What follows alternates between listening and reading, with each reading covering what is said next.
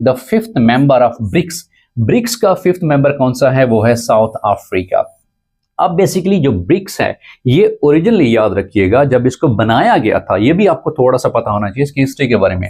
It was brick, याद रखिएगा जी। आप ब्रिक से क्या मुराद है? इट वाज बेसिकली, जब मैं इसकी हिस्ट्री की बात कर रहा हूं, ये Brazil, and R for Russia याद रखिएगा, I stands for India, and C stands for the China. जैसा कि आज के पेपर में सवाल पूछा हुआ था, इसके बाद साउथ अफ्रीका ज्वाइन करता है तो ये ब्रिक की वजह क्या बन जाता है? वो बन जाता है बेटा ब्रिक्स, याद रखिएगा जी। तो ब्रिक्स क्या है इसका?